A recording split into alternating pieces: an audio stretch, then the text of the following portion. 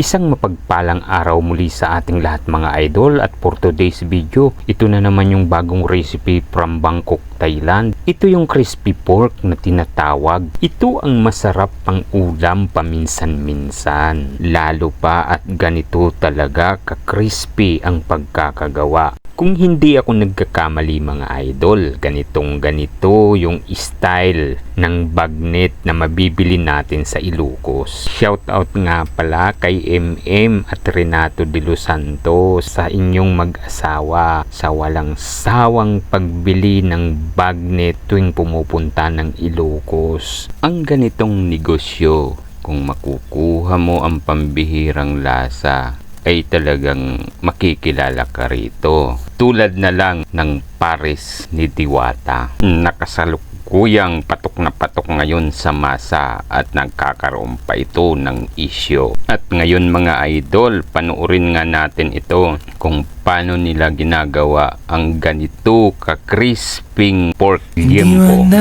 araw-araw na nakangiti, ilang beses na rin tayong humihindi. Di na mapilang ang ating mga tampuhan, away bati natin di na namamalayan. Eto tayo, ngunit sa huli palagi babalik pa rin sa yakap mo. Hanggang sa huli palagi pipiliin kong maging sa'yo. Ulit-ulitin man, nais kong malaman mong iyo ko palagi.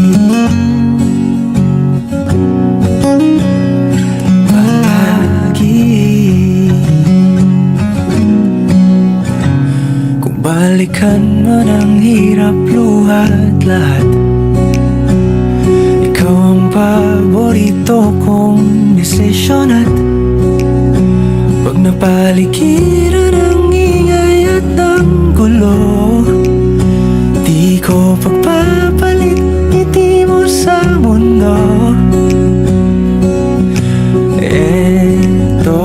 Siya nga pala mga idol, baka mag-enjoy na kayo sa team song natin kay ate. Bago natin tapusin ang bidyong to, wag na wag niyong kalilimutang i-follow ako. Maraming salamat po.